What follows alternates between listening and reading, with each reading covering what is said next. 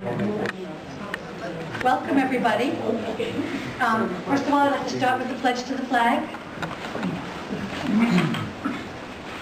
I pledge allegiance to the flag of the United States of America and to the republic for which it stands, one nation, under God, indivisible, with liberty and justice for all.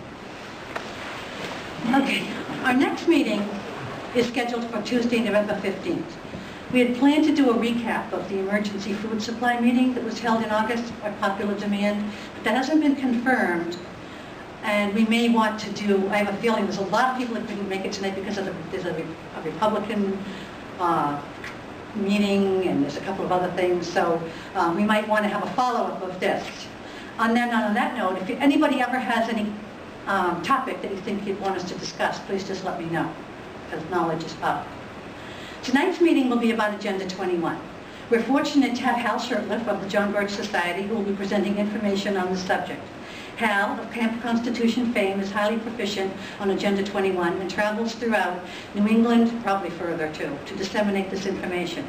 Camp Constitution was the vision of Hal, longtime activist and staffer of the John Birch Society. It's a week-long camp that trains teenagers, and their families in some cases, in the values, documents, and history, the true history, not the ridiculous history in left-wing history books, that made this nation great. The John Birch Society is an American political advocacy group that supports anti-communism, limited government, a constitutional republic, and personal freedom. Sound familiar? JBS was the precursor of what we now call the Tea Party movement. Over the years, they have taken a lot of slack for being racist, radical right, anti-Semitic, you name it. After 50 years, I think we can all agree that their ideas were prophetic, to say the least. As someone whose generation was going to San Francisco with flowers in their hair, I was campaigning for Barry Goldwater. The Society upholds an originalist interpretation of the U.S. Constitution, which it identifies with fundamentalist Christian principles. It seeks to limit the powers of government and opposes wealth redistribution, economic interventionism. It opposes what is described as collectivism and totalitarianism, particularly communism, but also socialism and fascism, which it claims are infiltrating into the United States administration. The Society, among other things, has been active in supporting the auditing of and aims to eventually dismantle the Federal Reserve System. The JBS believes that the U.S. Constitution gave only Congress the ability to coin money and did not intend for it to delegate this power to a banking monopoly or to transform it into a fiat currency not backed by gold or silver. The Society continues to press for an end to U.S. membership in the United Nations. As evidence of the effectiveness of JBS efforts, the Society points to the Utah state legislature's failed resolution calling for U.S. withdrawal, as well as the actions of several other states where the Society's membership has been active. The Society repeatedly opposed overseas war-making, although it is strongly supportive of the American military. It has issued calls to bring our troops home in every conflict since its founding, including Vietnam. Most Americans are unaware that one of the greatest threats to their freedom may be a United Nations program known as Agenda 21. The United Nations Department of Economic and Social Affairs, Division for Sustainable Development, created Agenda 21 as a sustainability agenda which is arguably an amalgamation of socialism and extreme environmentalism brushed with anti-American, anti-capitalist overtones. Agenda 21 outlines in detail the UN's vision for a centrally managed global society. This contract binds governments around the world to the United Nations plans for controlling the way we live, eat, learn, move, and communicate, all under the noble banner of saving the earth. If fully implemented, Agenda 21 would have the government involved in every aspect of life of every human on earth. It is a project that we all need to become familiar with. Agenda 21 has never been debated or adopted by the Congress of the United States. Nevertheless, it is being vigorously implemented by the administrative agencies of the federal government and by other nations around the world.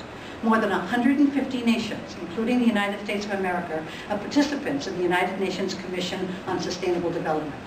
America's participation is not the result of an international treaty ratified by Congress. America's participation is the result of George Bush, signing Agenda 21 at the 1992 United Nations Conference on Environment and Development in Rio. Whether you agree or disagree with the concept, it's important you are informed of the details. This subject is beginning to surface more and more with many states, starting with the implementation of smart meters that are being met with resistance. So please welcome Hal Shurtleff.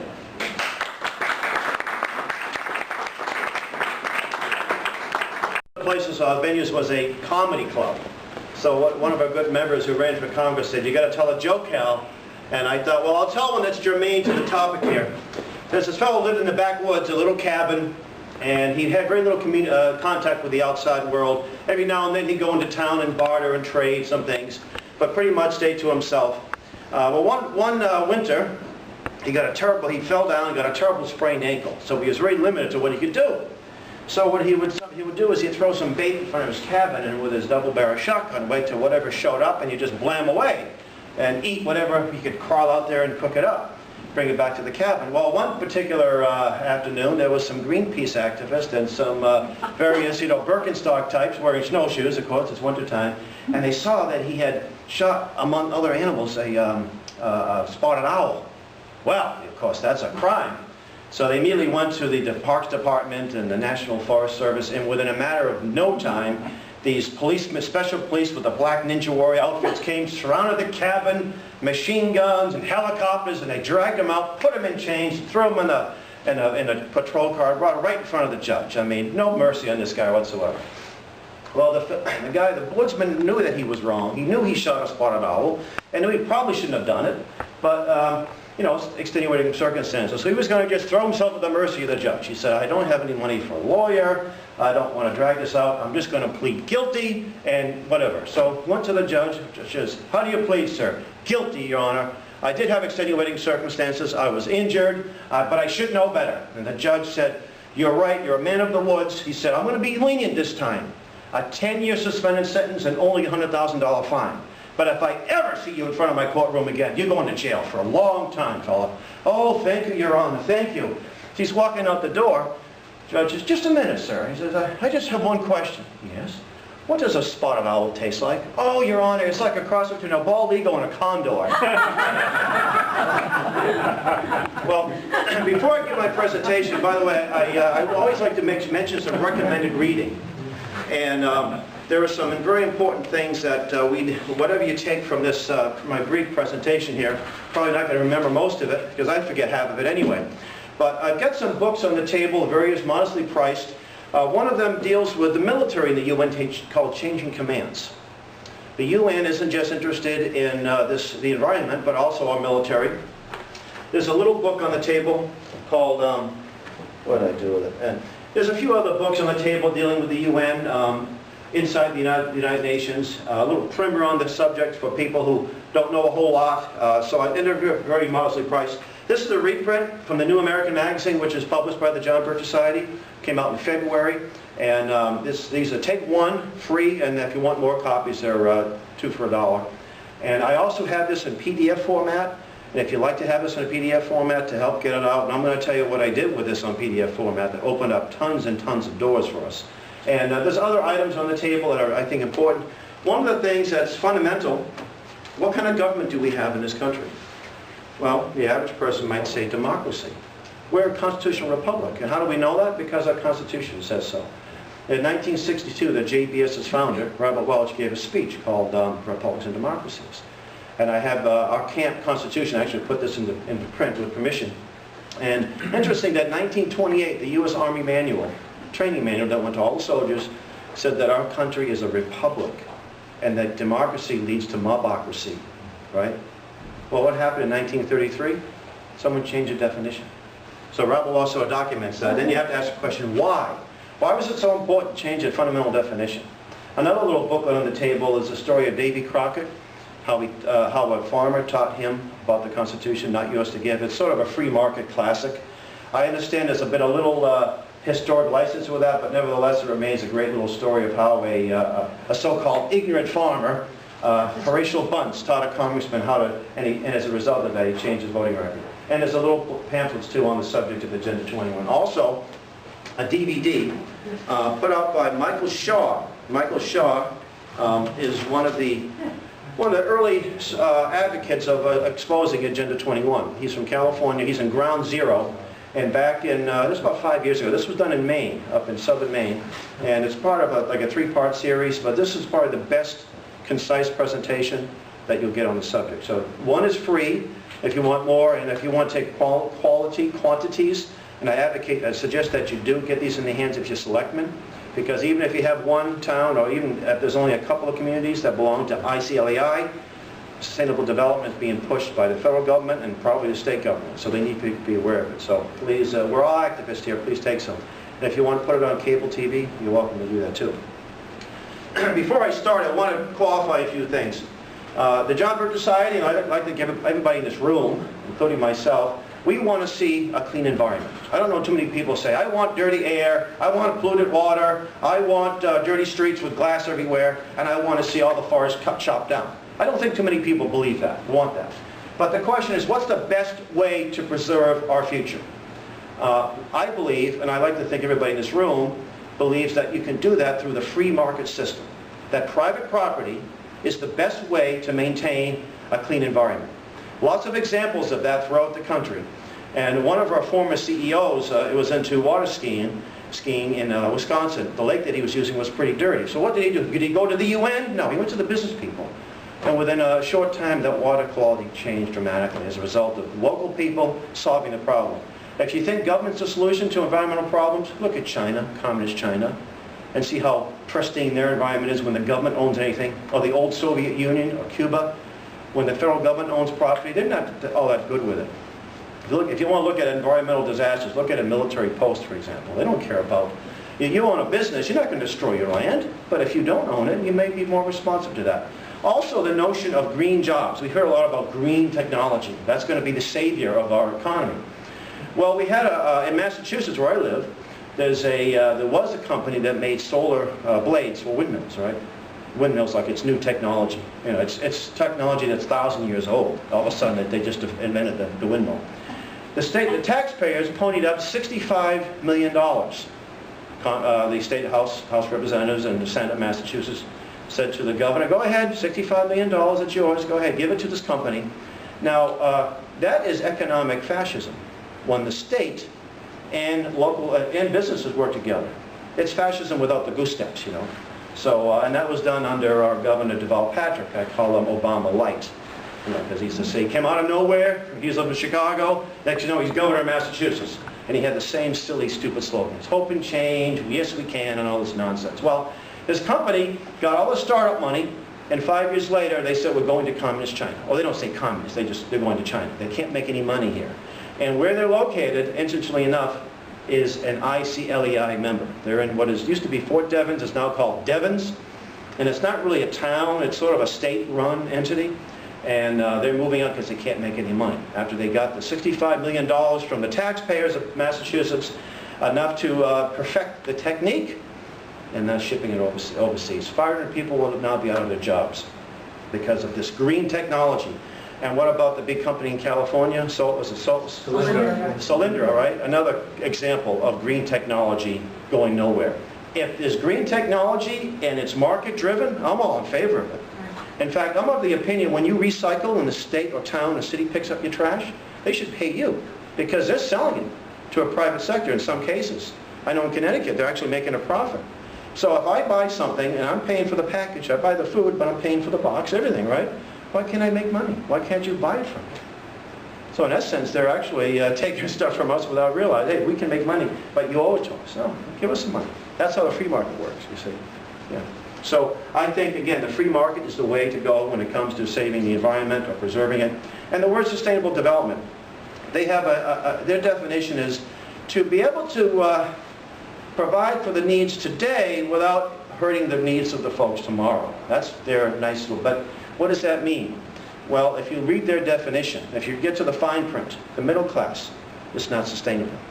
If you have an internal combustion engine, not sustainable. Private property, and if you're living, you have a big living space, maybe more than 2,000 or 3,000 square feet, not sustainable. If you commute to a job more than 10 miles, not sustainable, and on and on and on it goes. So, and but I'll get to that as we go along. So, what I tell people, if there was a UN occupational force that came to your town or your state or your city, what would you do? And some people would say, that's never going to happen, it's a lot of nonsense, it's a lot of conspiracies, nonsense. Although we did see Mexican soldiers in Katrina. We have we did have a German Air Force training over in New Mexico a few years ago, and this North American Union, which is another topic, they're talking about merging the militaries. We see European Union now has one military, so they can't act autonomously anymore. And the UN's long-term goal is to have a one world or UN standing army. So, but getting back to my question, what would you do? And I'd like to think if that happened, most people in this room would resist by any means possible, right? Okay. But guess what happened, folks? The UN's come to your town, in your city, in your state, and it wasn't done by the UN General Secretary. It wasn't done by, there's not a bunch of barefooted soldiers from the jungles of somewhere doing atrocities. No, the UN came to your town by your neighbors. The person that may be in your church, maybe the school teacher, maybe your old babysitter, who's now a selectman. They brought it in under something called Agenda 21. And they did it without any approval from Congress, right, and without the knowledge of most people. Because, and I talk about how many people I've been visiting these towns and cities that belong to these entities, and they don't even know what I'm talking about. If I say sustainable development, they know. I say smart growth, but if I said Agenda 21, right over the head. What's that? I have no idea. Anyway, here are two contrasting documents in the world. Actually, there's a third. I should put that up. It's called the Communist Manifesto. Have we all read the Communist Manifesto? If we haven't, you should be familiar with at least the 10 planks. This was put out in 1848 by Karl Marx. He plagiarized most of it. But the 10 planks, among other things, calls for the abolition of private property. If you go to Agenda 21 site, you're going to find the same thing. No private property. Industrial armies, state control of the credit, and the end of private education and complete control of education by the state. So that's what Karl Marx wanted. But here you see the UN Charter. How many people have read the UN Charter in this room? Not many, no one, right? No one's into it. I know by the next couple of days I bet you're going to be reading it too, right? We've all read the Constitution, all right? And some of us read it and probably memorized a lot of parts of it. Now, these are two contrasting documents. This document protects God-given rights. It doesn't give us, it protects what belongs to us. This document gives us rights and takes them away at the same time. There is no concept of God. Governments are granted to you by the government, by the UN or by the countries you're living in or the states. Quite the contrast. And in spite of all the propaganda that you get at UN, in classrooms all over the country, the UN is a war-making organization. It's not a peace-making organization. And let me give you just a couple of examples of that, if you doubt me, okay? Yeah, we call this the house that Hiss built. It's interesting that the Rockefellers bought this land to give it to the UN. And every time the Rockefellers buy something and give something away, it's usually they have an exterior motive, not just out of generosity of their hearts. Anybody know who this guy is? Alger Hiss.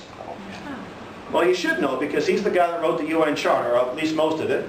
He was also a Soviet agent, and people will say, well, the poor guy grew up in a bad neighborhood, you know, how can you blame him for being a communist? Well, no, he wasn't. He was a man of privilege from an upper middle class, wealthy background, went to Columbia, which is not exactly a junior college. This is where he became a communist, an agent of Stalin. And if you ever see a picture of Roosevelt and Churchill at Yalta, he's right behind Roosevelt, advising him, yeah, give Joe everything, Franklin. Give him the whole, and he did. Eastern Europe, 5 million people were forced back at the hands of, back to the hands of Stalin, Operation Keelhaul. And this evil man was responsible for that. He was found guilty of lying under oath. He said he wasn't a Communist Party member, and the statute of limitations had ran out, but he did lie to Congress. He spent about a year or two in jail and went back to his practice in Massachusetts. Now, that's the man who gave us the UN Charter. What possible good can come from the pen of a man, an unrepentant Soviet agent? To the day he died, he denied he was ever a Soviet agent. Here's an example of our peacekeepers in action. Now, this isn't just one rare example. You know, that happened. There's always atrocities in wartime, they can say. This was 2 Canadian soldiers under UN command in Somalia back in 1997. And they have a young black man who was being tortured. Now, I was in the Army, and I remember learning about the Geneva Convention, and we weren't supposed to put people over flames. Not even, combatants. This guy looks like he was probably just a civilian, not in uniform. He eventually died, by the way. Did you see this on your news? You remember seeing this? Now, the Rodney King incident happened about the same time. Everybody remembers that, don't we? Why did we see that, but we didn't see this? And maybe we should have seen the Rodney King incident time and time and time again. But how come you didn't hear about this? By the way, it was the Village Voice that broke this story of all entities. Very liberal newspaper. And this happens a lot. It's not, like I say, a rare example. UNICEF is an arm of the UN. They had a child pornography ring at their headquarters, child pedophile ring as well. And the reporter who broke the story, a European, tried to get a Pulitzer Prize. Oh no, they scolded him. He was treated very poorly. Okay, remember the food for oil for food in Iraq? Who made a lot of money off that, right? Remember what happened in Rwanda? Remember that movie, Hotel Rwanda? Yeah. And there were about close to 1 million people that were massacred by one tribe over the next, the Tutsis and the Hutus against the Tutsis. Well, there was a Canadian general, part of the UN mission, that tried to stop it. He got wind of what was happening. And by the way, the UN trucks helped transport a lot of the Tutsis, the Hutus to kill the Tutsis. And he went to the man in charge of the civilian mission to see, because he needed his permission. He said, "Stand down." That man was Kofi Annan, who later became head of the UN and got a Peace Prize, Nobel Peace Prize. And those are the kind of folks we're dealing with. Okay. Here's another picture of, hey, we're going to bring you democracy, or we're going to blow your brains out. I found this right on the internet, by the way. I don't remember the exact frame of reference. I think he was a Canadian or a European soldier, and this was in Somalia. Yeah, we're going to bring democracy, like it or not, fella. That's what we're going to do. So, and by the way, you know why there's so much pro-UN sentiment? You have hundreds of NGOs, non-government organizations. And these NGOs are certified by the UN, and their goal is to promote the UN. And you've got UN Association, the World Federalists, you've got practically every environmental organization, World Wildlife, World Heritage, all of these entities, their goal is to push the UN's mission. And they're doing it very well. And in public schools and many private schools, they have Model UN. They go to the UN and they get all these kind of propaganda. There's not enough of us telling the truth about the UN, so this is what they get, you see. Our organization's been saying, get us out of the UN for 50 years. And thankfully, more and more people are starting to pay attention. It's not just a bunch of third world dictators, you know. If that was the case, it wouldn't be a big problem. It's people in this country who have had 3 generations of pro-UN sentiment that think the Constitution's obsolete, that want world government. And I've debated these folks, and some of them are well-intentioned people. They're not necessarily all evil, two-headed monsters, but they think the best way to have peace and freedom is to rule world government. And I don't know how they can see that, but that's what they're advocating. Now, here's a book called Death by Government, which written by a liberal professor from the University of Hawaii, and it was published in the mid-90s. You can find this on Amazon for about $15. It's not a pleasant book to read. It's not something you read, you know, like reading or something at the beach. But he documents genocide by governments in peacetime in the 20th century. And he concluded that more people have been killed by their governments in peacetime than in wartime. I mean, a whole lot more. And most of these genocides happened after 1950, and many of the nations responsible were members in good standing at the UN. Okay? Now, we've heard that, well, all right, now, okay, I understand that, but the UN still does a lot of benevolent things. It helps people in poor countries. It gives them medicine and so forth. Some of us might remember the story of Al Capone. I don't think too many people are going to think he was a good guy. He was a criminal. He had a lot of people, murdered a lot of people, a lot of terrible things he did. I'm not comparing him to Kofi Annan. I mean, he's a quiet one compared to Kofi Annan. But he also had soup kitchens, didn't he? And if you were living in Chicago during the Depression, and he fed you, you'd be hard-pressed to say anything bad about the guy. But he did it for public relations. You know, it wasn't that he was trying to provide for the poor out of the I mean, that's a noble thing to do, by the way. We all should be doing that. But that's why he did it. Well, The Lords of Poverty is a book written by Graham Hancock, a liberal English journalist. I guess you can say liberal and journalist in almost the same term. It's almost synonymous, you know. And he documents the big, all of the World Bank, the International Monetary Fund, and all of these lending institutions, and how they create a lot of problems. And I'll give you an example. You remember the rainforest issue back in Brazil in the like early 80s, mid 80s? And the rainforest was being chopped down by the evil, greedy capitalists, and the UN had to come in and we have to have a green army headed by Mikhail Gorbachev. That's one of the things they proposed, to stop these kinds of things. By the way, you might see your own state environmental police now carrying guns. They do in Massachusetts. They used to come with a little citation book. Now they're packing heat. They've been doing that for a while. You know. So they're serious, folks. You know, it's not your friendly Smokey the Bear. You know, this guy, we're gonna draw this gun on you if you give us trouble.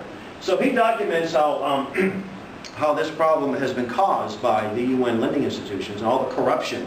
And I won't go into it because it's another topic. But the Brazilian rainforest, the local scientists, the agronomists were saying this soil will not be good for what you want to grow here. So you shouldn't be cutting these trees down. It's not going to be productive. The money was coming in anyway. And when it's a federal or government policy, they don't care about what's the reality. They say the money's coming, we're going to do it. And they did it. And so the rest is history. So that's an example of how a government causes the problem. Okay, so the lords of poverty.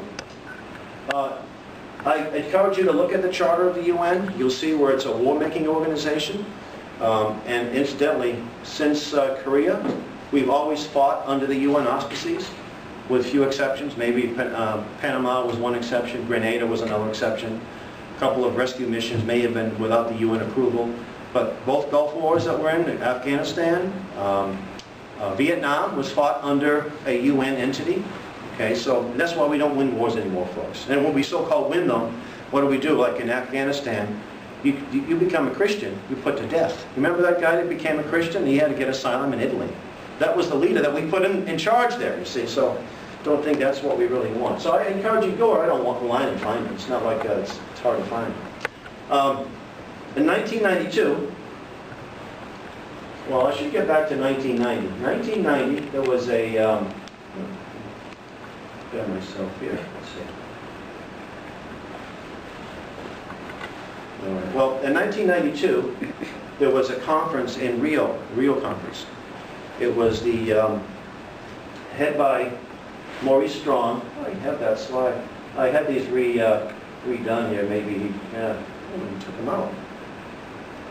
Oh, he must have taken them out. Well, let me see. Because I had a picture of the. The event there in Rio. No? Okay. Anyway, take my word for it. 1992, there was an assembly of about 18,000 bureaucrats from all over the world, Rio de Janeiro. My colleague, who actually was at the event, Bill Jasper, you might have, Rachel, you might have heard Bill Jasper speak. He said there were globies, greenies, socialists, communists, and diapered swamis in this event. And two of the diapered swamis were Al Gore and John Kerry, pictured in this. And I have an article of this, if you like, I can give it to you in PDF. And what came out of that was Agenda 21, among other things. 1,000+ page document that is binding on all living things on the planet. Kind of a modest agenda, would you say? And it was written by people who started something called the ICLEI, 1990, International Council on Local Environmental Initiative, Local Governments for Sustainable Development. They renamed it or added a little bit to it. And 1992, President Bush, then President Bush, signed the agreement that the United States would implement Agenda 21. In 1993, Bill Clinton created the Office of Sustainable Development.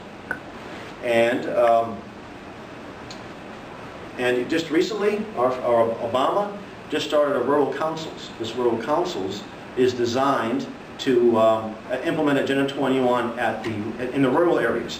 And the goal, now here's a map of called the Wildland Map. This came out of Agenda 21, and a friend of mine, Dr. Michael Kaufman, was able to get this, find this on the internet. Now, I'm glad it's so big. Usually I don't have a screen that's this big. So you see where the red is? That's called core reserves and corridors, little to no human use. That's a big chunk of our country, folks. Now, Agenda 21 means the 21st century.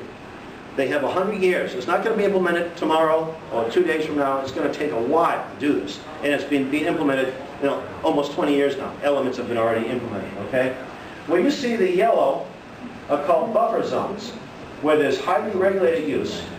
And then you see a little bit of green, it says normal use, and normal use zones of cooperation. And you see the black, this is where the densely populated areas will be.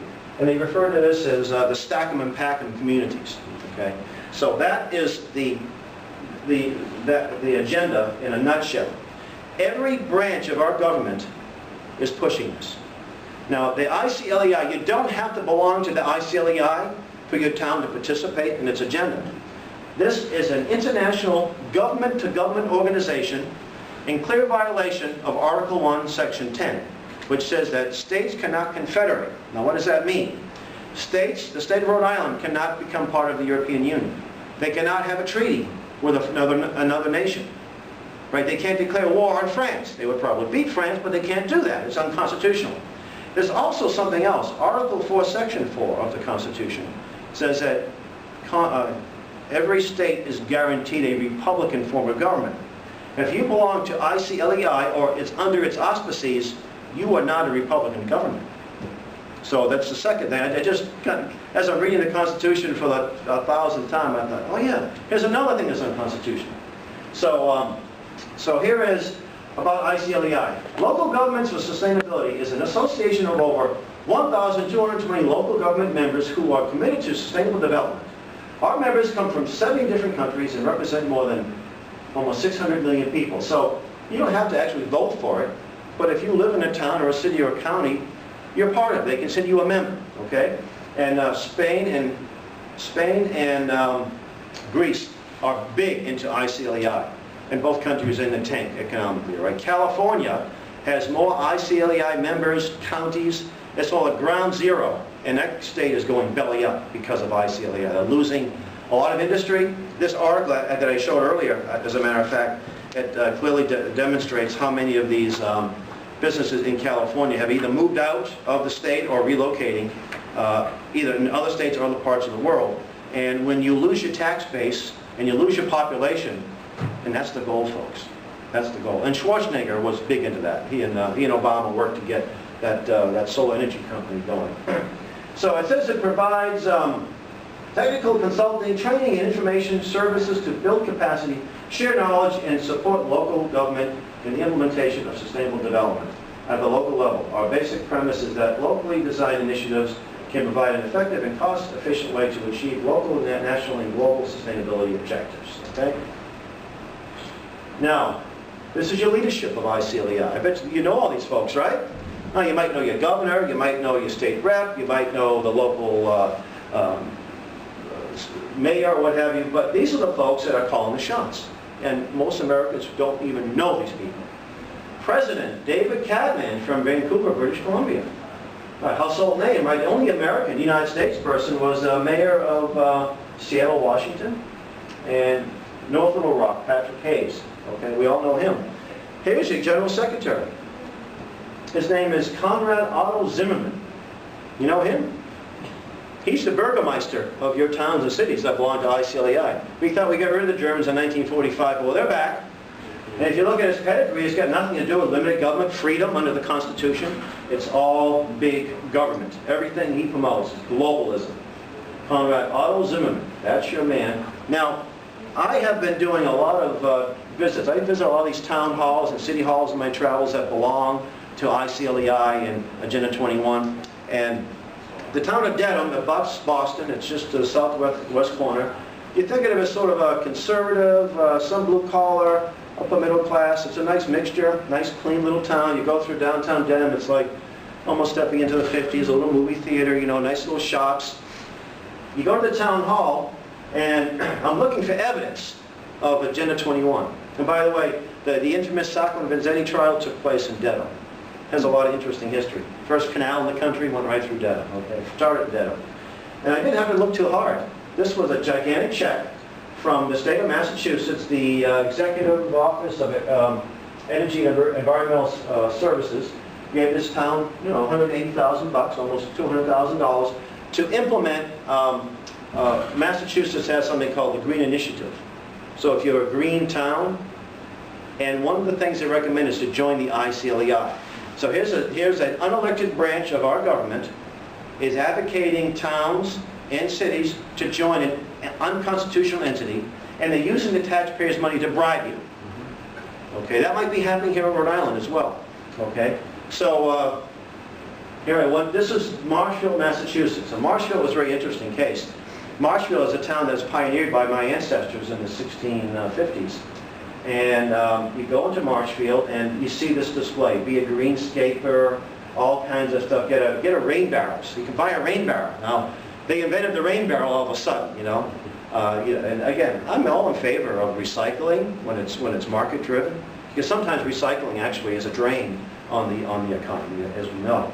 I went upstairs to speak to to leave off information. I usually have one of these with me, a batch of these with me, along with DVDs. I gave copies to the selectmen, and went into the town manager's office. His name was Rocco Longo. And I went inside, and I had the article in my hand, and I said, I'm here to give... He says, why do you think I want that? Very, very sharp and stern. I says, well, your town belongs to, and before I could finish, I know what it belongs to. I'm not interested in that. He says, oh, okay. Well, I didn't have to be rude. I'm not being rude. I'm just not interested. So I took his business card, you know, I went on my way. Went online, did a little research. This guy's agenda is all globalism, internationalism. He's an unelected official of the town of Marshfield, doesn't even live in Marshfield. And I think I'm using a different PowerPoint. I have updated one with the application that Marshfield actually filled out to become ICLEI member. And it talks about getting an ICLEI charter. It's almost like saying, we are handing our town over to you folks. And his name is on it. Well, in a more sane day, we'd call that something that starts with a T, wouldn't we? Right? Yeah. Now, does he know any better? I don't know. Maybe not. You know, you give people the benefit of the doubt, but on this guy, I'm not so sure. Okay? Okay, yeah, this was a different slide, so I did bring some handout. Well, I visited the town of Wellesley, and in Wellesley, Massachusetts, another bedroom community near Boston, I found all of these handouts that are designed to give to children. And anyway, my apologies. I had two different slides, and this was not the updated one. But I found this little coloring book that warns the children about how to fight global warming, which, by the way, does not agree. There's no man-made global warming. Hopefully, most of us realize that by now. And in other town halls and city halls, I see the same sentiment. I was in Indiana not too long ago, and downtown Indiana, there was a table from the Mayor's Office of Sustainability, right? And a nice young lady behind the counter passing these coloring books out. I said, you ever heard of Agenda 21? She said, never heard of it. And I believe her. I said, well, what you're doing is promoting it. So I had stuff with me, and I gave it to her. And, but you very seldom, I haven't found any evidence of information in these town halls that advocate freedom, limited government under the Constitution, and advocating children support freedom and liberty. And these town halls, folks, belong to us too. And what I usually do is in fact, some of the slides will show where I put the material down, these reprints and these DVDs, because these town halls belong to us too, not just the folks that want to destroy our form of government. It's interesting that the town halls are advocating the vehicle of their own destruction, because all they'll do is implement the agenda from the top, from the international community. They will have very little say. They're just almost like a Judas goat. You also find a lot of businesses that are going green, right? And I had a picture on one of the presentations. It's several companies. One company has been in business since the 1880s. It says, Massachusetts' biggest green builder. Well, they're buying into this nonsense. A green builder, I don't know what that's supposed to mean.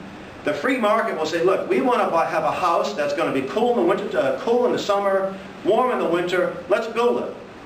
I met a builder, an architect that came up to me in New Jersey, and he said, I do these projects. And he said, most of this is adding enormous costs without any need whatsoever. And what happens is, let me give an example. In a rural area, these Agenda 21 people come in, and they're called stakeholders. Familiar with that term, stakeholders? They get people in the community to buy into it. They have these meetings they call the Delphi technique, and they'll have these groups of people coming in, and there'll be tables of maybe eight people at each table and a facilitator. They already have a goal, is to get people in this town to accept sustainable development, smart meat, whatever. They already have the clear objective. And their goal is just to get you convinced that you're buying into it totally. And it's a very devious way. They have, people are well trained in this. There are ways to break these meetings up, but they leave and say the town wants it. All the stakeholders. Stakeholders are people, prominent people in the community, maybe a businessman or an elected official or an old family, you know, maybe a 10-generation family, and they're well known, so some of the members of those families will come in. And they leave just saying, these folks want this, and next thing you know, they bring it in. And no one is elected. No one elects to, there's not one town or one city that voted to have ICLEI come in. And most of the selectmen aren't voting for the seat, they're just coming in. And the towns pay dues for this. And it's not the dues that really, I mean, the dues might be a few $100, but it's the implementing the agenda is what's destroying the economies of these states and these towns. So in the rural areas, they'll say, look, you have a nice 5-acre spread, a beautiful view of the mountain. If you support this, you'll be fine. We'll grandfather you in. You don't have to worry about a thing. You won't have anybody coming in building a development. You'll get that view of the mountain, and you'll be all set. But what happens if there's a fire? You know, some of these forest fires are the result of sustainable development practices. In other words, we're not going to do anything with the forest. We're not going to manage the forests. So a lot of these fires out in the western part of the country are as a result of unmanaged land, and it will burn. So, and sometimes to build a fire road, you need 3 days to get a permit to put a fire out. They want the fires to burn people out, and then they can't get a building permit. Or if you live in a hurricane area, and you bought into sustainable development, like in a lot of towns and the coast here, they're discovering that now. Well, you want to replace that barn now, or that shed that blew down. Oh, you can do that, but you have to have a stretch code, these new codes, which will add $100,000 to the project. Well, I can't afford that, but you don't build. Simple as that. And you accepted this, this is what you're going to get. Okay? And here's an example. I was in Nashua, New Hampshire, just a few days ago. And one of our members in Nashua went to the mayor. She knew the mayor pretty well. And the mayor said, never heard of Agenda 21 or ICLEI, which Nashua was one of the 4 towns and cities in the state. And so I went to the town city hall, left some stuff off for the mayor, the mayor's aide, left some stuff off for the alderman, and I didn't see any overt signs of Agenda 21, which is like a check, you know, or, you know, a picture of coffee on it, says, I now run Nashua. No, nothing like that. I took a walk on Main Street, and I found this storefront called Renaissance Downtowns. Probably take note of this, because you might see them around here. And I said, what's this? And I walked in, and this is the Agenda 21. This is a private company based in Long Island, and their goal is to come into these cities. They have a term for these cities, too, under 100,000 people. What's the term they use? Anyway, they come in and they get state, federal, and local money, and a little bit of private money, and they build these so-called sustainable developments, communities, where they have mixed housing, Section 8. They may have retail offices on the front, retail on the front, and they call stack 'em and pack 'em housing. And the idea is to get people out of the rural areas into small 1,000 square feet of whatever it is. And another thing too, when you don't have a lot of property, you can't have much, can you? You can't buy certain things that you have a big home, you can buy stuff, you know, you can buy a lawnmower. Well, you don't have a lawnmower because you have one person doing the landscaping, you see. So the goal is to get people in these urban areas where they have very little, you know, they don't need to go very far to work and so forth. Now, there are some cases where people won't do that. It makes all the sense in the world. But when our government is pushing this, and they're pushing rails, you know, light rail, and the idea is to have the government take you from one place to the other, never mind about your own transportation. Interesting that when 100 years ago, you had all these private companies, you had railroads everywhere, right? Trolleys, you didn't need any UN to tell us how to build trolleys or what have you. So we're going to have a meeting in Nashua. We're trying to expose this, and it's just very interesting that. And when I mentioned on Facebook, some of the people responded, yeah, they mentioned their public meeting. Sure, they had the same type of public meeting. Everyone bought into it. It sounded good. We can get subsidized housing. Maybe you get a place there. You can sell your the Crown of Maine, northern Maine, not too long ago. I get up there on a somewhat regular basis. A lot of empty farms, a few farms, you know, and you know, they're still growing potatoes there. But you would think that these places would be flourishing. One town of Bridgeport, I drove through there, Bridgewater, right on Route 1, right before Presque Isle. It was a ghost town. You had a post office, Always the government businesses offices are always open. You had a post office, and you had a company that makes potato barrels, little, you know, like a mom and pop. Everything else was closed. The general store, convenience stores, everything was closed.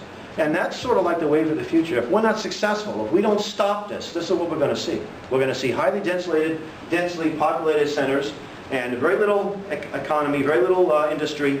And now, what's the important thing? Isn't to know about it, but what do you do about it? So what's the call to action? Well, back in, I guess it was May, I uploaded this article on my, I have a Scribd page, scribd.com, S-C-R-I-B-D.com. Have we all heard of scribd.com? It's like a YouTube for documents. And when you do that, you can post it on YouTube. I mean, not YouTube, I'm sorry. You can post it on your Facebook page with a link to it. So I did that, and I thought, okay, Massachusetts has about 34 towns and cities that belong to the ICLEI. So where do you start first? It's like a mosquito in a nudist colony, you know. Where do you begin? Or the famous Chesty Puller in Marine Corps. He was in Korea, and the enemy, surrounded by the enemy. He said, shoot in any direction. We're going to hit the enemy, right? There's so much of it. Well, Carver, Massachusetts, where I guess you had some relatives there, belongs to ICLEI, another town that ancestors of mine pioneered. There's a park called Shurtleff Park. That may be my name. They might think I was somewhat prominent in town, which I'm not, but anyway, I posted this article on the Carver Republican Party. I just looked and see what was in Carver. Carver Tea Party, no. Carver Republican Party, up pops on the Facebook page. I clicked like, and I posted this article, and I said, you folks should understand this. Your town belongs to this ICLEI. Well, the lady that's head of the Republican Party, Lisa Martin, got back to me within a short time, and she read the article. It's only 8 pages. And she said she's never heard of this before, but it made all the sense in the world. And since then, she's become really a real Paul Revere. I mean, big time. And she's opened up more doors for us. Just one person, you know, the light dawned, and she said, and they were able to get ICLEI out of Carver. And I spoke at, this is my 10th or 12th gathering as a result of that one little article posted on Facebook. We suggest that you get this information, and there's other organizations beside the John Birch Society that have this. You can download this stuff. I'll have more, I'll leave my business card. I'll give you my business card. Let's get this stuff out. I'm actually in the process of printing up thousands of these little pamphlets, so they're locally printed up, so it'll be a lot less expensive. And we should be going to the town halls, the city halls, going to the media, going to the radio stations. And not like, I have this, the commies are coming, but, just say, folks, you need to read this, you need to understand what this is about, and we need to get this out of our communities. When I was in New Jersey, as I said earlier, New Jersey only had about 12 ICLEI members, right? And the whole, I think they have about 500 towns and townships or what have you. I went back to the motel the first night, and I just thought, let me just do a little Google search for, I just put Sustainable New Jersey, and up popped their website, right? Didn't even know it existed. And they had a PowerPoint, which I was able to download, and within the 3rd or 4th frame, there's the UN General Assembly. They're telling us this has got nothing to do with the UN. Well, they're lying. Somebody's lying to us. See, so you don't have to belong to the ICLEI to be pushing Agenda 21. How do you find out what towns do belong to it? Well, I have a list that's on my Scribd page. You can probably go to the ICLEI's website, and you have to do a little search, but you can find it, and there it is, all the different towns and cities. Some good news, though, all over the country, this is being addressed like never before. It's very gratifying to see so many people, thanks to the Tea Party groups, the 912 groups, the John Birch Society, and many other groups. There's even left-wing groups. There's a group called Democrats Against Agenda 21. Now, these folks might like the idea of all these things, but they believe it should be done locally, which we can argue locally what's best for the town or the city or the state without having to bring in the UN. I don't know if the UN knows how to raise cranberries, but I think the people in Carver the people here know how to fish better than the UN knows how to fish. If you need to save your bay, let's save the bay without bringing the UN in it. Oh, I did want to quote the scientist. I have the frame here. Jacques Cousteau. I mentioned scientist. We know Jacques Cousteau was a highly decorated World War II veteran. He invented, he has a lot of inventions with dealing with the submarines and all that. You would think a great guy. He's deceased. He was a very well-received delegate at this Rio conference. This is what he said at the conference, on the bottom one. An American-born child environmentally is too expensive to maintain to his or her adulthood in a world economy. American women must be subjected to some manner of regulation beyond licensing and mandatory abortion practices. Do we all believe that? No. He wasn't booed and hissed, by the way. He was applauded for that comment. And they have a project like that. It's called Communist China, one-child policy. And you know what happens in China? They abort the girls. The feminists aren't complaining about it for some strange reason. And you have a lot more men than you have ladies, which is going to cause a problem too. I was in a plane a few years ago, and I happened to find this, there was this lady, an American lady with a Chinese baby and a few of her own children. The baby was badly burnt, and she said she was a missionary in China and found this child in the woods in a fire and brought the China's burn center, you know, they healed her up and all. And that's the regard they have. So that's the consequences of these kinds of policies. But in 1991, he was in the UNESCO Courier. UNESCO is the United Nations Environment, Scientific, Cultural Organization. And you can go right on the internet and find that, okay? So it's not something I'm made up in my febrile, right-wing conspiracy mind. I'm not that creative, even if I wanted to be. One American ties the earth much more than 20 Bangladeshis. World population must be stabilized, and to do that we must eliminate 350,000 people per day. And he said it's a terrible thing. He went on to say it's a terrible thing to say, but it's a terrible thing not to say it. Now do the math, 350 times 365. Yeah, made Hitler look like an amateur. And Mao Zedong would be very envious of this. Okay, so a call to action. How many people on Facebook, by the way? Oh, quite a few. There's a group called Stop, a Facebook page said Stop Agenda 21, Stop ICLEI. Lots of up-to-date information. I just learned that a town in Arizona got out of ICLEI, a town in Washington got out, several in Oklahoma have rescinded their membership, a couple of counties in Virginia and Maryland also did that. In Maine, we had a great story back in the fall of last year when it was just starting to, resurface. We had some of our members, as well as some other patriot-type folks, went to the governor, who was a pretty decent guy, Governor LePage. And they told him that the Gateway Project in central coastal Maine is really coming from the UN. It may not be a UN, a UN logo there, but that's where it's coming from. And he was convinced. And the next day he had a press conference and he said, no more state money going to this project. So that was a big success story, And we're going to see these success stories all over the country as we become more active. Those on the other side expect us to do nothing. And there'll be some people, and even in our circles, they're more interested in getting Republicans elected. They're not going to really think this is a big deal, but it is a big deal. This is probably one of the most important. I've been spending a lot of time with this. There's a lot of important issues out there, but this one we need to work on and expose it. So we should, and I'm very glad that there's Tea Party groups like this, and I'm so thankful to be invited to this group. I'm speaking to a group in Connecticut tomorrow night as well, with my updated PowerPoint here. Which group in Connecticut? It's the Connecticut Patriots and the Oath Keepers are kind of combining. So. Who's your contact person, do you know? I'm not certain offhand. No. I don't think so, no. But anyway, there's also a group in, let's see, what town is it? It's on the coast, near New Haven. I'll be speaking there in early November. So, but I also suggest that I want you to be very involved in this group, but the John Birch Society, we're a membership-based organization, and we might be able to have room if you want to join. We might be able to squeeze you in somehow with our growing members and all that. The New American Magazine is very highly recommended. It's a great tool. It's a tool to be used, and I have this in PDF format too. I'd be happy to get this to you on a regular basis. It comes out twice a month. It's something that's really indispensable. And I actually, on my Scrib page, I have a collection of articles on Agenda 21. And on my YouTube, I have lots of videos on Agenda 21. And I want to touch smart meters too. Another success story in Maine, there was a legal case that said that you do not have to have a smart meter. A smart meter is really a listening device, communications device that's supposed to replace the meter that determines how much electricity you use, right? So you get your bill. But it does more than that. And it's actually designed, some of the more advanced ones will turn your stuff down.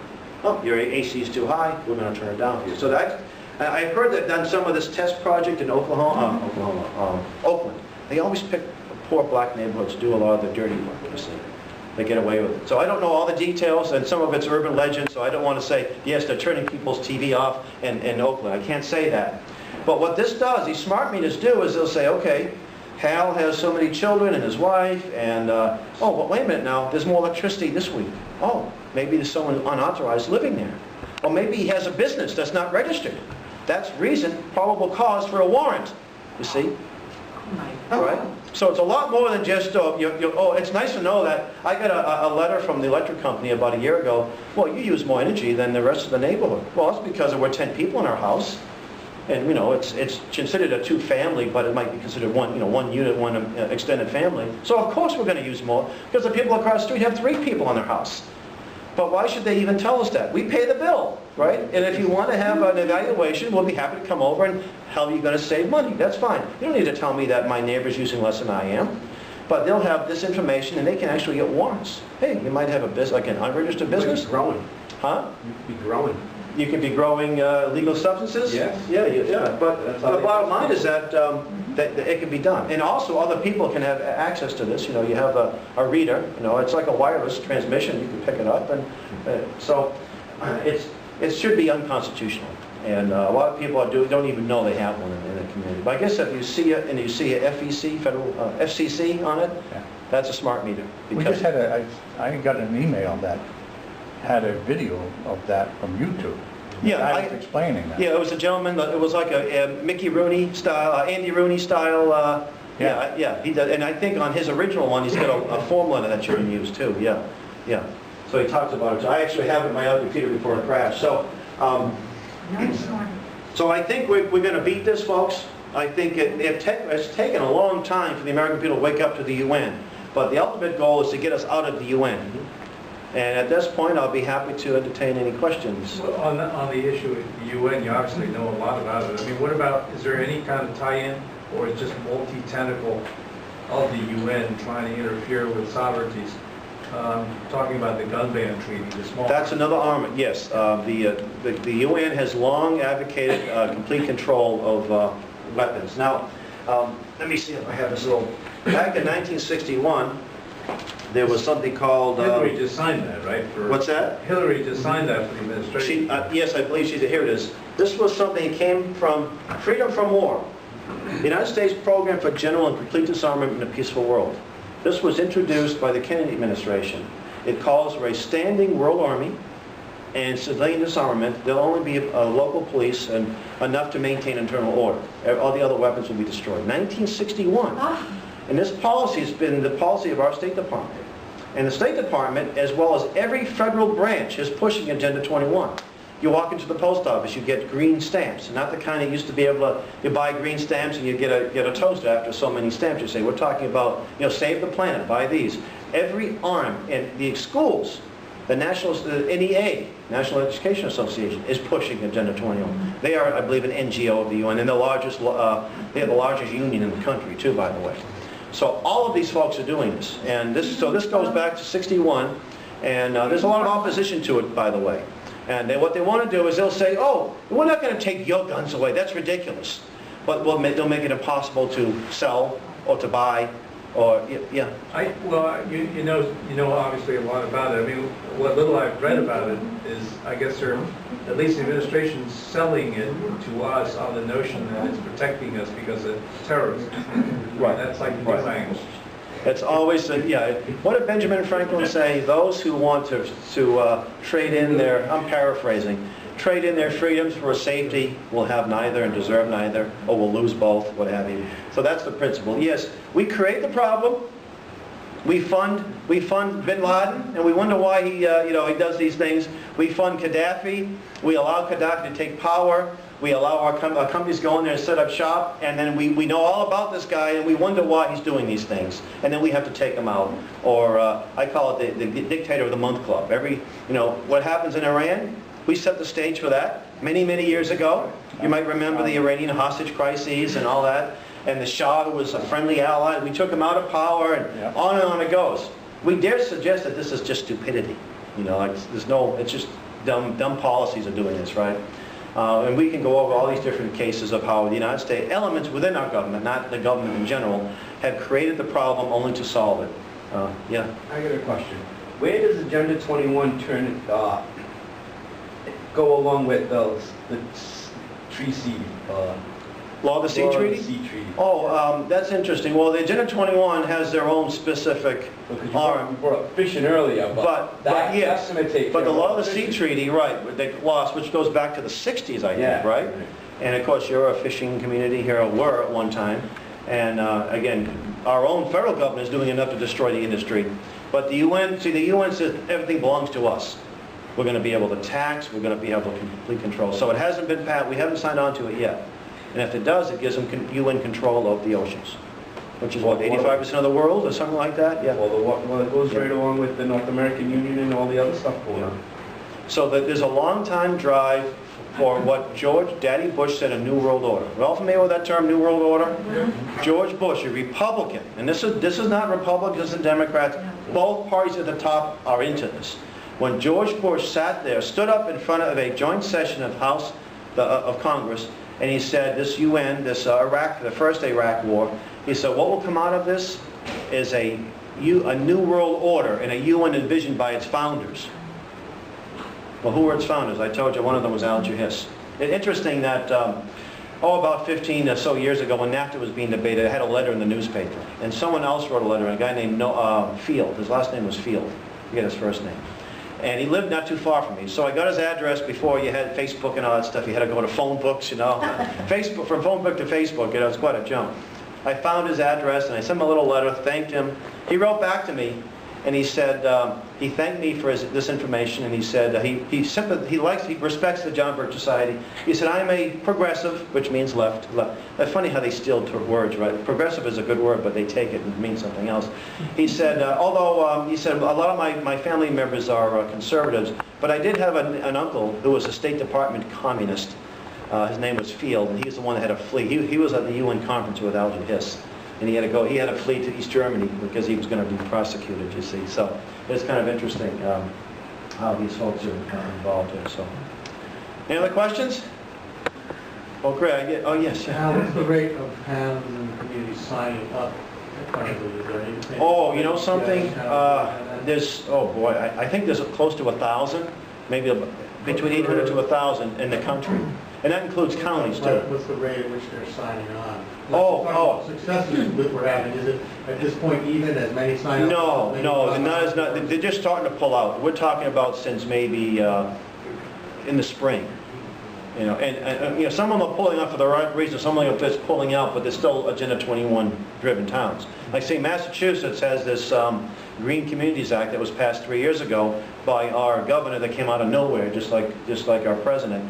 And so you don't have to be part of an ICLEI to be part of this Green Communities. But not every town is buying into it. And there are more and more activists that are actually going to their town hall meetings for the first time in their lives. And there's some select people that are being elected that are stopping it. So, you know, so there's a lot of good things going on, but it's not nearly enough. I mean, it's not like we're wiped out half of them. We got a long way to go. Yeah. How do you find out if your town is involved? You could probably go to the town hall. Now, I don't know about Rhode Island. Is there a Sustainable Rhode Island? Is there an entity called Sustainable Rhode Island? Well, I'm going to go to my motel tonight and find out. I'm going to go on the internet. The research I did, that I found out, Portsmouth, Warwick, Pawtucket, Providence was members of ICLEI. And then Providence just pulled out, supposedly, when Tavares got in there. Now, when you hear terms like sustainable development, smart growth, or things like that, there's a good chance that there's some involvement. So I would call your town hall, call your town manager, just ask. Ask if is this a sustainable community? And I'm going to do a search tonight when I get to whatever motel we're staying in and see Sustainable Rhode Island to see what is going on here. Yeah. So like Vermont, you expect Vermont to be all completely, and there's only like 4 towns in this that belong to ICLEI, but there's got to be I'm going to be in Vermont in a few weeks, so actually next week, so there's probably a Sustainable Vermont. You have someone who wants you there? What's that? We have a full-time field rep in Vermont, yeah, so that's a tough state, but it's a beautiful state. Do you have counterparts throughout the United States? I mean, Oh, yeah. So you're in the Northeast? Yeah, well, there's other folks, and there's guys like Tom DeWeese, who will speak on it all over the place, Dr. Michael Kaufman. Tom DeWeese has been working on this since the beginning, '92, since the beginning of the Rio conference. And now he's now booked almost every day of the week. He's out of Virginia. And you know, you can just get one of these videotapes and show it. You don't have to get up there with a PowerPoint. Just hey, this is what's happening here, folks. We can show this. You can show this. show. Smile, Dan. People start turning up, I start doing that. Yeah. But yeah, and again, I've got more invitations to more groups in the last couple of months. I mean, New Jersey, we had mayors and town selectmen, I guess they call them stakeholders, I think, in New Jersey, don't they? They're elected officials, town officials. When's the last time a mayor shows up to one of your meetings? When they're showing up, that means they're paying attention. Yeah. In Carver, we had a room, hot August night. No one comes in August, it's too hot, everyone's on vacation. Almost 100 people in this room to hear two people. We weren't exactly household names. It was a topic that brought them in. Was it smart meter? Is that the smart meter? Well, it was the fact, it was Agenda 21 in general. And my friend and colleague, Dave, I call him a colleague, we're not, Dave Kopatz, I think you might know Dave. And Dave's actually a town conservation officer, so he's at ground zero. When they come in with their vernal pools, oh, here's a vernal pool in someone's backyard, you can't use your property anymore, And he calls up and he'll say, anybody on your property? Anyone get permission to come on your property? He said, no. So they're just trespassing. They're encouraging people to trespass, break the law, and if there's a vernal pool, then they have different rules to say what that is, and before you know it, you can't use your property anymore. So it's happening all over the country, And he lives in a town of Ware, which is a small town in central Massachusetts, not too far from here, I guess. Well, Rhode Island's just a small state, Massachusetts is pretty close anywhere.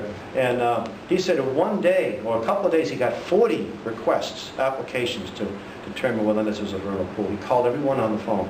Nobody gave him permission to come. So, and he has these zoning maps of some of the rural communities in Massachusetts. Agenda 21 all over it. Can you show that map again? Yeah. Oh yeah, the wildlands map. Well, you get a local map, and what it says is they'll have conservation land where most of the people are living. And that means you can't build on it anymore. You can't farm after you want your grandfather, it's it. It's over. There it is right What's there. the red part again? What? The red part is very limited activity. No development, nobody's living there. Unless you're a UN bureaucrat or belong to the Audubon Society, by the way, which is another NGO, the Lovable Audubon Society, which you have just up the street. They do a lot of nice work, but they're pushing Agenda 21. And let me tell you something else too. You get a lot of these land trusts. No, there's nothing wrong with preserving land, okay? But you get a land trust that will go to old Mrs. Brown, and they will say, look, Mrs. Brown, you turn your land over to us. You live here till the day you die, and she passes away, or Mr. Brown passes away. That land now is totally off limits to anything. In the town of Ware, as an example, there was a farm. The owner handed it to a trust, and the trust got federal money and state money to buy the stuff up, a dollar, pennies on the dollar, what have you. And they were trying to get complete, they call them agricultural easements. No development whatsoever, right? And they were supposed to keep this farm up and running. Now, just a few days ago, I was on a farm that was owned by a gentleman I knew. He was 102 when he passed away, and he hadn't been farming in several decades. But it's now a farm, and it's privately owned. And it was sold to a local land trust that sold it to farmers to farm. You can have a tractor, you can cut trees down, you can raise chickens and sell eggs and all that. That was a good land trust. But some of these land trusts are coming in working, and they're NGOs. An NGO means non-government organization, and the NGOs are certified by the UN. So they're acknowledged by the UN. Their purpose is to promote the UN's agenda. So they'll buy this land, take it off the rolls, the tax rolls, and there'll be very little development going, if any. So, yeah. Is that what they're doing with the Blackstone? The Blackstone River? Yeah. Between Massachusetts and Rhode Island. Yeah, well, that's supposed to be part of the federal. Yeah, that's part of it. That's also part of Agenda 21. These national heritage corridors. They're going to make it so you can't pull water out of the river anymore. Yeah, and you know what? These floods in Vermont. Well, the gentleman, I didn't meet him yet, but a friend of mine had a lengthy conversation with me. He's a writer. He's an environmental scientist. He said that you used to be able to every year clean off the debris, the gravel that builds up, and the branches. You haven't been able to do that for like 20 years. Has something to do with this terrible land act. Maybe you know more about it than I do. And he thinks that's what causes a lot of the flooding, is that you weren't able to, and you use the gravel for cement and for building. Well, you can't do that anymore. In the last 20 years, it's been accumulating, and it's because they consider the streams and the lakes to be owned by the streams and rivers are federal property. You can't touch it. If you do, you're fined. Yeah. Aperion, I think it's called Aperion Institute for Sustainable Living. They're the ones that's handling everything in Rhode Island. Oh, okay. And their sustainable is working and living in ways that can continue for generations to come. Examples of sustainable practices are meeting our energy needs from clean, renewable sources. It goes down here, they say they want to make Rhode Island the first state that is completely complicit with... Okay, what's the name of the company? Period. AP, That's off the Handy's company. APERION Institute for Sustainable Living. Andy's company? Okay. Handy's tied in No. with them. Yeah. So that's your smoking gun here in Rhode Island. And it says, we invite you to join us now and help transform Rhode Island into the nation's first sustainable state. In 2008, Sustainable Rhode Island began a targeted membership program to create sustainability practitioners in 3 areas: households, schools, and business. Our goal is to create a critical mass or tipping point of people and institutions making their homes, organizations, communities sustainable such that they become beacons of change that ripple outward to ever-growing numbers of Rhode Island. Okay, well that's the group that's probably a nonprofit corporation, right? And a 501c3. Yeah. I don't know where you'd find that one here, but this is their website. Yeah. Well, let's. Why don't you say it to the camera so they can pick it up there? Aperion. A-P-E-R-I. If I can go online here and find it. No, A-P-E-I-R-O-N. Oh, that's a Apeiron. A-P, read it again? A-P-E, No, you said I. no, A-P-E-I-R-O-N. Okay, got it. If you represent the Handy's name, he'll be tied into that institution. Well, there you go, folks. That's the local one. That's the Rhode Island group. And I would look and see what towns bought into this, and that's where the fight is. Okay. So I found funny, just go ahead and Google, Yeah. development Rhode Island. Sustainable Rhode Island, and you'll be able to find, and that's where then you can say, okay, is it my town or my abutting town? This is where you get this information in their hands. And everyone should take at least one of these DVDs. They're complimentary, but you want to get more, I get about a couple hundred with me. You know, they're very inexpensive. Do you know of any involvement by universities and colleges with sustainability? I would That's say the first- totally. I would say totally. So you All think it's been great? all the state ones. All the state Oh, I ones? would say so, yeah. The first time I heard the word sustainability, I mean, applied in this sense, Yeah. was from a professor at Johnson & Wales. And he was going to a seminar in Maine on food sustainability. And I said, what's all that about? And when he said sustainability, I don't know, it was equal to social justice and all Yes, this it's stuff. not just about, it's about transforming the whole culture, Yes. everything. I mean, about... Education, it's not just about taking our land away, it's about completely, as I said, and this is being pushed in all of the schools, colleges, public schools, many private schools, even probably some Christian-based schools that buy into it. There's Christian groups that I believe there's global warming, we got to resolve this, so. I have one other thing. If you're familiar with the UN stuff, in the middle part of this pamphlet, the last point says equal rights for all living and non-living objects. Is that? That's right in Agenda 21. It's right in Agenda 21. Oh, yeah. So equal rights for rocks and rivers. Yeah, they're people too, I guess, yeah. According to the UN, yeah. It's crazy. It really is insane. It is. But these people aren't crazy. They know it's a big power. Just think of it as a power grab. I don't think Mikhail Gorbachev believes this stuff. I don't even think Al Gore believes it, because if he did, he'd be living in a small cabin and not this big mansion. And he's a multi-millionaire. He's a billionaire, by the way. So I don't think if they really believe that they'd be having these lifestyles. They want to destroy your lifestyle, because your middle-class lifestyle is the big, according to Maurice Strong, one of the men that oversaw this Rio conference, you're the biggest threat in the world, is your lifestyle, so it has to be changing. And we have to, and they're not going to do it at the point of a gun. We're going to just go along with it because we think it's wonderful, you know, and it's all It going to really be... is ingenious. Yes. Speaking of that, 2 weeks ago, I got a telephone call from the NRA, National Rifle Association, and they wanted to do a survey. Was I for or against legally being allowed to possess guns, or should they all be taken away from us? Yeah. And I said, I believe that somewhere in the Constitution or Bill of Rights, we have the right to protect ourselves with guns. Right. And he agreed with me. And he says, how did you know that? I says, well, I've been going to the Tea Party. Tea Party Yeah. meetings, and I'm learning all this stuff. Yeah. And I said, he says, well, he says, did you know that they're trying to get a bill passed in the future of limiting the gun sales and then eventually getting rid of the guns?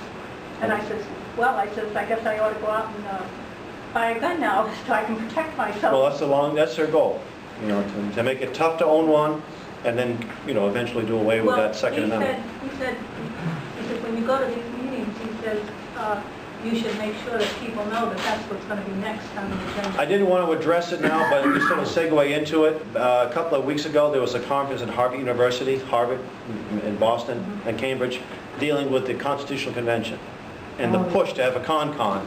And you've got a few calls in your state already. And Rhode Island Common Cause is behind it, and there was a liberal Democrat who's in the House right now in Rhode Island. I can get you his name. He's pushing it too. And you get people on the so-called right pushing it. You've got different groups pushing it as well. And we have to stop it, because if they're successful, they'll have this con-con, and they'll propose things that are completely detrimental to what we have today.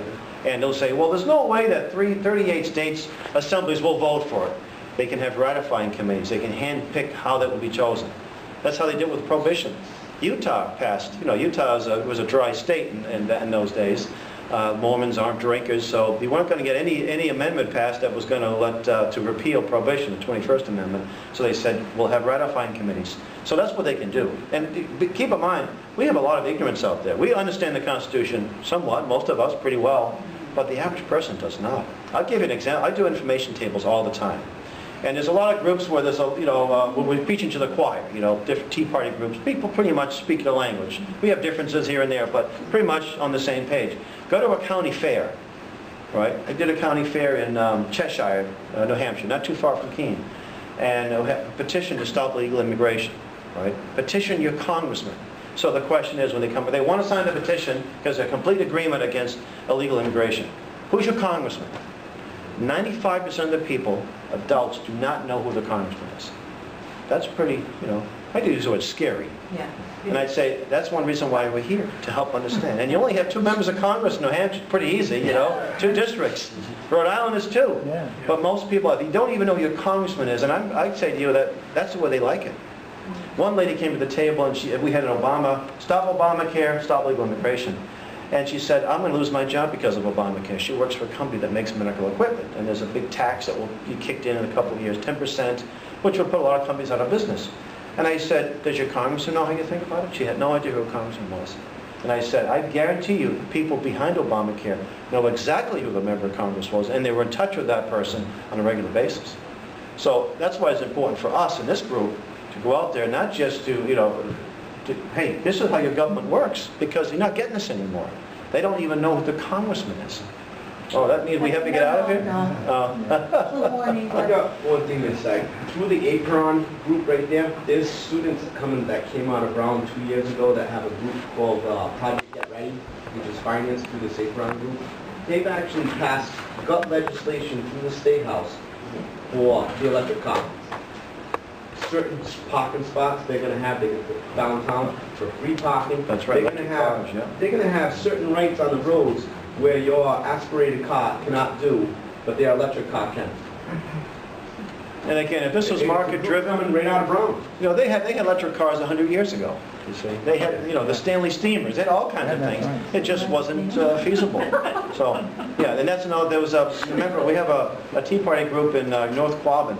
The lady who runs it, I think, is she's a town official, environmental, and that's another thing. One of these commissions they set up, and they're talking about having these electric places we can recharge the electric cars. She said, we don't even have any electric cars yet. What are we talking about? She's all, what's going on here? You know. So. Yeah, of course, yeah. We need to really step it up, guys. We really need to get, everybody should tell these 10 people.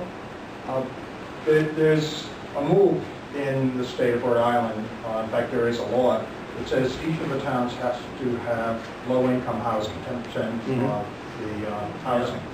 The town I'm from, Barrington, Rhode Island, has a new view of their planning, and they want to change the building ordinances so that, irregular lots, small lots, to increase the density. Yeah. Is there any correlation that you're finding? Well, that's probably, I told you about this, this Renaissance downtowns. That's exactly, when I went to this storefront, that's exactly what they had. This mixed units, densely populated. And so I would say, without knowing the plan, that's what I would say. And I went in there, big thing, it said smart growth, and on my other updated, when my computer crashed, I got my updated one. I thought I had the updated one, but I had a picture of that. So that's where it's coming from. So I would probably say yes, exactly is what they're doing there. And again, they want to get rid of the idea of, buying things. If you have 1,000 square feet, you can't have a lawnmower. You can't have one couch and maybe a handful of books. You can't really have much in your place. So, you can't afford it. No place to put it. So a lot they're trying to diminish. Like I say, they look at the middle class in the United States as the biggest threat to the world, and this is how they eradicate it. And Agenda 21 means the 21st century. So don't expect this to happen in 6 months. It's an incremental stage. I have 5 children, so I got 5 reasons, 5 big reasons to work on this. And my son, he's doing his homeschool work in upstairs or in the van. And he's usually with me in these presentations. And I said, we have 2 options here. My son's generation, he's 14, will be the generation that will lead our nation back under the Constitution. And that's the optimistic one. The one that isn't optimistic, they will be the generation that will be a second-class citizen in a land that will be a second-class and despised minority in the land of their ancestors. And I'm optimistic that we can turn this thing around. So I think freedom is a wonderful concept, isn't it? Much more than slavery, or tyranny, or Agenda 21. Freedom is great. Do you have a newsletter or something? Do you have a newsletter? The John Birch Society has a monthly newsletter, a bulletin. We have a bi-monthly magazine. So, so I encourage you to become, to join their organization and work with this group. I don't want to detract anything that you do here. In fact, redouble your efforts and get more people out and involved in this. But like I said earlier, we can have room. And also, we have a great camp program, as Marina mentioned earlier. It's called Camp Constitution. It's totally separate from any. It's not part of the John Birch Society. I happen to be the camp director. And this past summer, we had close to 100 people, young people, whole families, from as far as Michigan to Virginia, but not one from Rhode Island. So we get a handful from Rhode Island, and it's a family camp. Whole families come. We had little babies up to mother and dad, and up to even grandparents. And Yeah, if we have our next meeting, number 50, you don't mind, can we just show this? Probably like to do a better version of this one. But Want to come back? Of course I'll come back. All right. Yeah. Maybe we could do a camp like 4th of July week in Bristol. Yeah, that'd be nice. Yeah. This camp, next year's camp, I got some brochures about the camp. Next year's camp is the 15th. It's the 7th to the 13th. It's in Ringe, New Hampshire, not too far away. And let's book it. It's November 15th. We're our prices are very reasonable too, and we have tuition available, tuition assistance available. So we have unaccompanied minors, we have unaccompanied adults, we have whole families, and it's a great experience. Yeah, we teach them the history, but we also teach them to be activists. We'll take the whole camp out and we'll visit all the towns and pass out constitutions. What you can't do here in Bristol, we can do in Jaffrey and Ringe and other towns. And we want these young people to see the influence they have if they just used it. And the adults, the same way. There's a lot of activists, but they become better activists when they're out there doing it. So, yeah. So campconstitution.us, we have a YouTube channel with a lot of good videos on there, a lot of our classes, good stuff up there, and we need help and support, So, and we love to have a chain of these around the country. Yeah. So Camp Constitution in the box or something like that. I don't know. But a chain of them, and we don't even have to be affiliated directly. We just here's our syllabus, and do what we'll help you, and a weekend camp, even a winter camp doesn't have to be a whole week, but there's a lot of camaraderie too. It's not just about learning things, but it's building. Rhode Island Hope was involved. Who? Rhode Island Hope? I don't think so offhand. I don't think so. Okay. So, all right. Well, thank you. We have to be out of here in a little while, so thank you so much.